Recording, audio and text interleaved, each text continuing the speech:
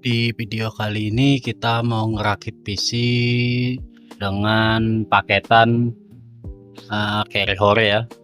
Ini masuknya sih sebenarnya paketannya ini dapatnya hoki. Jadi ini kali ini saya dapat paketan hoki ya di tahun ini ya. Harganya murah. Apa saja komponennya, langsung saja ke videonya.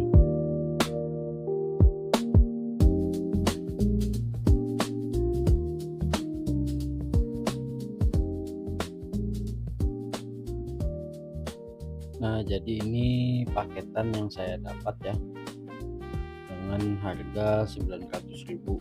Jadi yang saya dapat itu adalah motherboard. Ini motherboardnya dari RX7, kondisinya agak berdebu. Nanti kita coba bersihkan pelan-pelan. Lalu RAM-nya dapat 16 GB, 8 GB 2 keping. Ini sudah support NVMe ya, bisa diganti juga ke M2. Ini ada tekannya lah. Ini modelnya yang kalau merek-merek ODM kayak gini ya bentuknya hampir mirip aja ya, kayak Phenomer X, Kurion kayak gini. Port-portnya juga hampir sama aja, malah kayaknya emang sama sih. Yang saya agak risihnya itu di bagian ini ya, untuk front panelnya, kabel front panelnya biasanya dia melintang nanti di sini.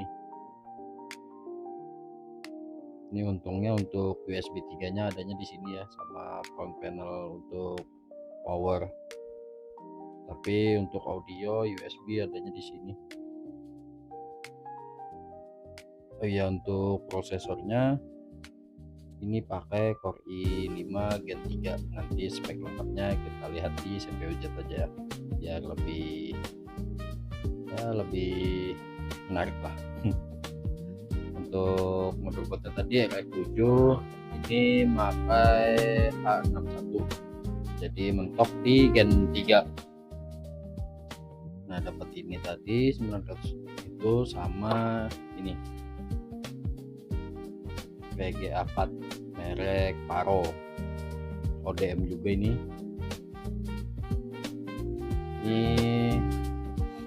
VGA 4 nya tipenya GTX 750 Ti.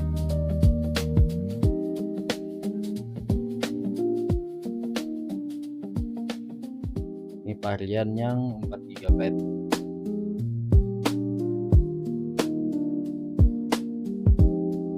Jadi menurut saya dengan harga 900.000 mendapatkan VGA 4 dan paketan ini ya sangat worth it lah. Jadi tinggal nambah sedikit, mungkin ini nanti jatuhnya nggak nyampe 2 juta. Tapi kalau misalkan kalian beli part-partnya ini tanpa paketan dan sesuai harga pasaran, kalau hitung-hitungan saya paling mentok di 2.100.000 lah, kayaknya 2.200.000, 2.100.000 lah, kisaran seperti itu. Tapi kalau misalkan dapat harga partnya kayak RAM, prosesor atau VGA partnya yang murah, biasanya nggak nyampe 2 juta.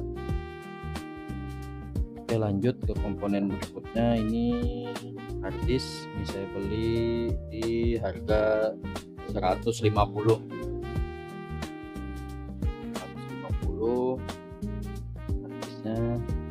Tapi kayaknya sekarang mulai udah naik di 200-an, ada yang jual yang 500 GB. Lalu untuk SSD ini sementara saya pakai SSD punya saya pribadi dulu dari Adata. Nah, buat teman-teman untuk menghemat budget bisa pakai SSD yang 128 GB dulu. Itu harga pasarannya secondnya di 350, yang barunya di 400-an. Kadang SSD-nya ada yang second di 250. Saya biasanya beli yang second itu di 128 GB itu di harga 250 dengan kondisi masih bagus ya, kesehatannya masih 100%. Lanjut ke power supply. Ini power supply juga ya, pokoknya kalau bisa kalian jangan niru inilah untuk power supply nya. Nah, ini saya belinya bekas mereknya Infinity 420 watt. Kondisi juga agak memprihatinkan lah. Ini saya cuma nyoba di toko Shopee-nya, tapi gak usah di-spill lah tokonya apa. Nextnya mungkin saya nggak beli lagi di situ ya. Nah, melihat kondisinya seperti ini. Ini nanti kita coba gimana. Harusnya sih masih kuat ya untuk mengangkat semua komponen ini. Kalau misalkan kondisi power supply-nya sehat. Oke, lanjut kita ke perakitan langsung aja.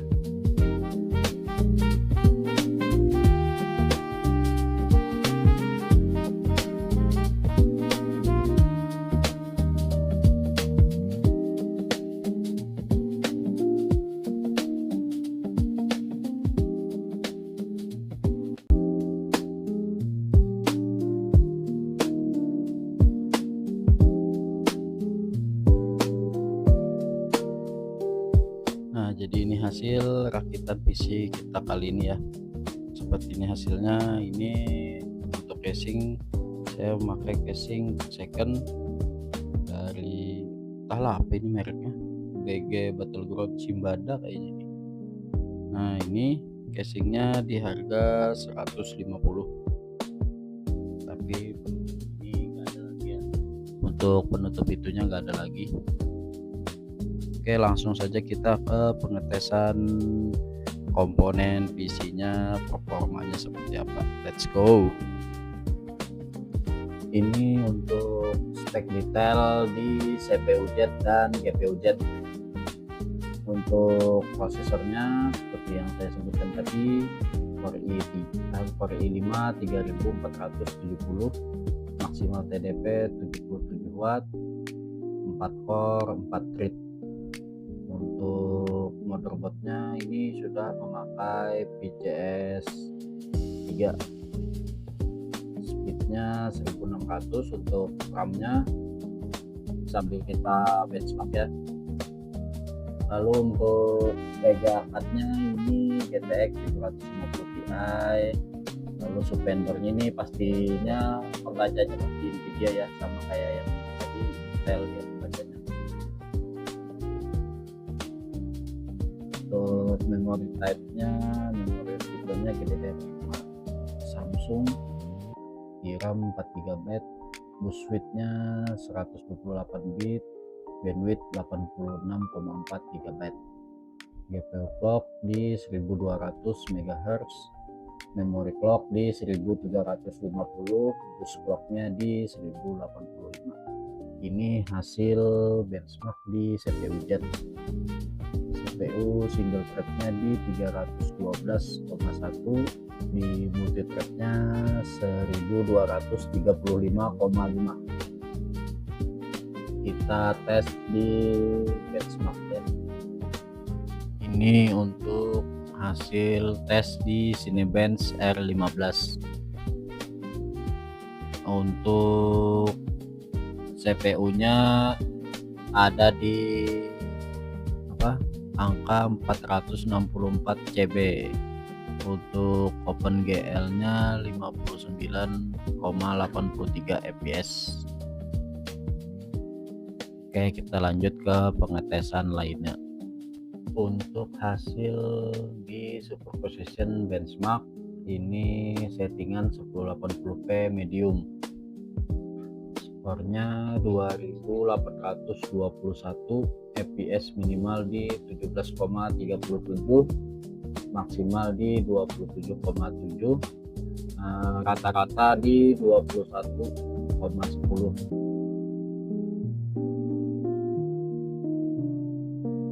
Kita lanjut ke aplikasi lainnya. Ini hasil benchmark di Unigen Heaven benchmark. FPS rata-rata di 47,2, skornya ada di 1190, minimal FPS di 22,4, maksimal FPS di 90,6. Ini settingannya 1080 quality high. Untuk suhu masih dibilang aman ya, lumayan lah, di angka 68 sampai 70 lah anggap. Oke, kita lanjut ke pengetesan game.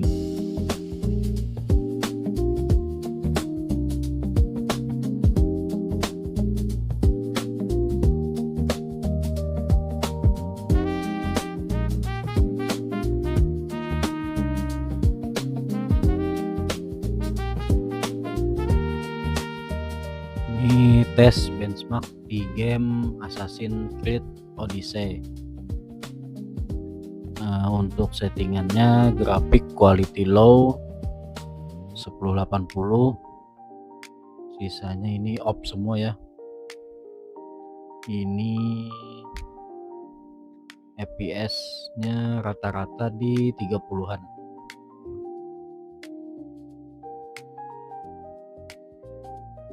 Masih sangat playable apabila FPS itu di angka 30-an ke atas.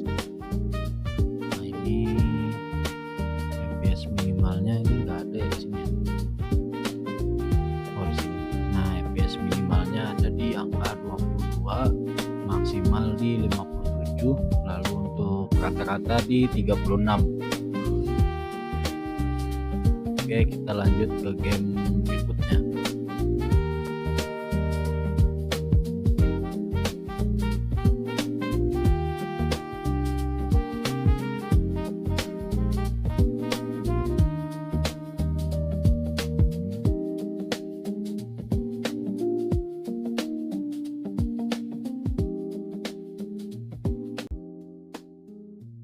Ini pengetesan di game Forza Horizon.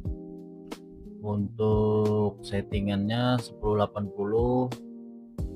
Ini lupa saya kalau medium atau low ya. Nanti kita cek di akhir gamenya ini, akhir benchmark gamenya.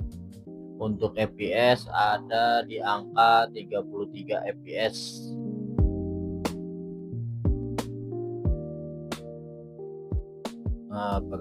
Turun di 26 ya, anggaplah berarti di sekitaran 25 sampai 30 fps untuk settingan seperti ini ya. Jadi misalkan mau lebih nyaman lagi main gamenya, mungkin settingannya bisa disesuaikan, diturunkanlah daripada settingan saya ini.